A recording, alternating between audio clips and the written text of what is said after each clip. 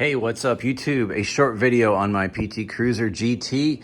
I really don't have much more to say about this car, but I just turned the 2,000 mile mark, and that's in about 2 months of ownership. And I've just kind of realized driving home today how this car really is just a perfect daily driver. And I thought I'd make a quick video, probably my final one on this car, because again, there's not much more to say. I've done plenty of videos on it, what it is, how the GT is different from the regular Cruiser with the 5-speed transmission. This car is around 240 horsepower and 260 torque. And and I've done a couple modifications as well.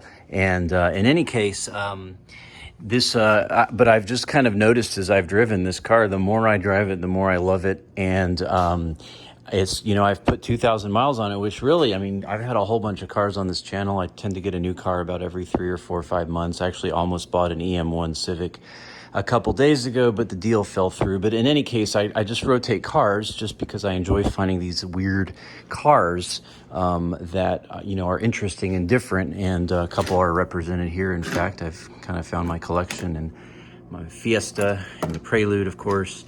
And there's that and the Insight, and I've got a few others around. But yeah, it's just I was thinking, I realized today on the way home, I've put more miles on this in 2 months than I think probably in almost any car I've had in a long time. Now the Insight is still my daily driver, but it only gets probably 500 miles a month, just because that's my work commute.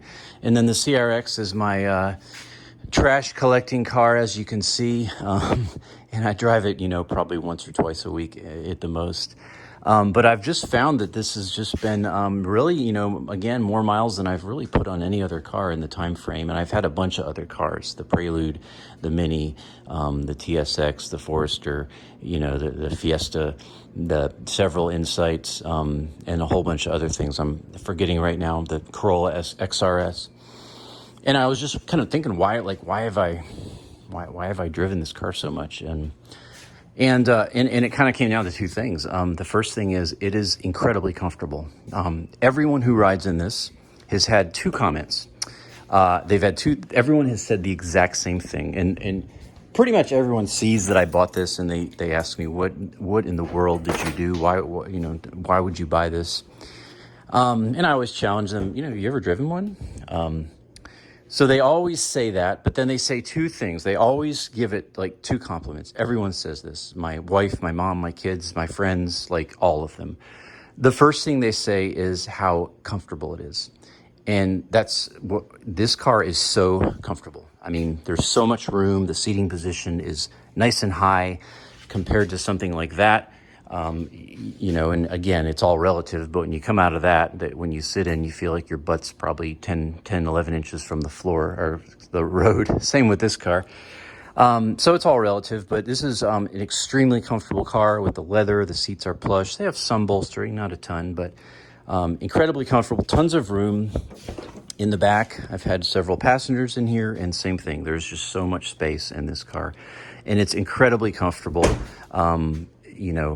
It's just a very sturdy, solid feeling. Listen to the door, very solid, sturdy car.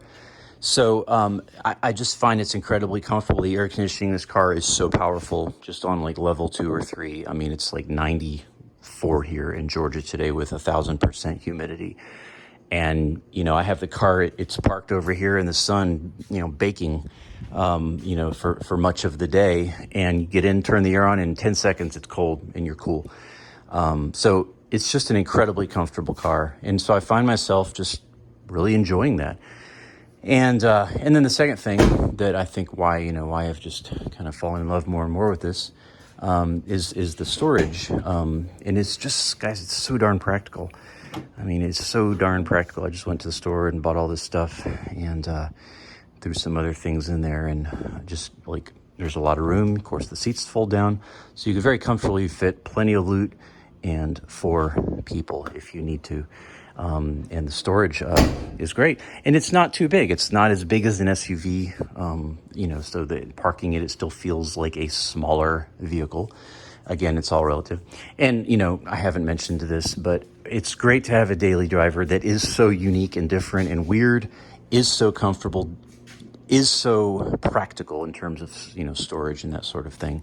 But then the other thing, of course, with the GT, particularly the 5-speed, is that it has this 240 horsepower engine that's with the Stage 1 mod and the air filter that I have on it, and the 5-speed transmission.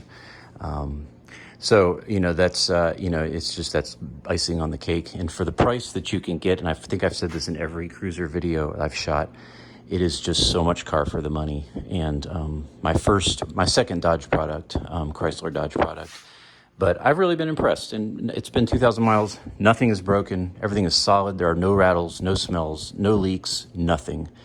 And guys, I'm a Honda guy. If you watch my channel, you know that, but I'm gonna say, knock on wood, something could break tomorrow morning. But in 2,000 miles, I've had less problems with this car than I did with either of these two in the first 2,000 miles. Now, this car was incredibly well loved and cared for by the previous owner. That is part of it. Both of these were not as much.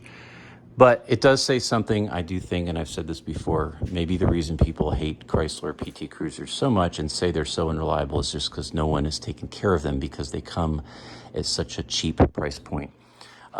So yeah, I think I said two things everyone says. The first is how comfortable it is, and the second is how amazing it performs, because everybody who rides in this, I inevitably put it in second gear and floor it, and the car moves pretty quickly. And everyone says, gosh, I wasn't expecting that. This car is on par performance-wise with like a NS2000 with Stage 1 kit. It's got the modified version of the SRT4 motor, and it's a quick car. So again, to surprise many people, they say, wow, this is the one to have.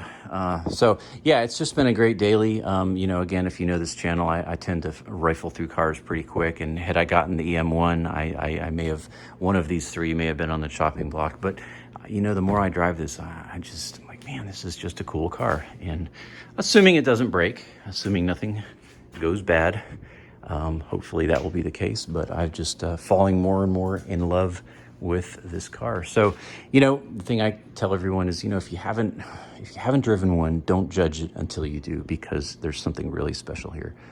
And so yeah, that's my video for today. Just some thoughts on why the PT GT would be a great daily driver. Thanks for watching. Peace. Leave some discussion. Love hearing the commentary. And God bless you. Take care.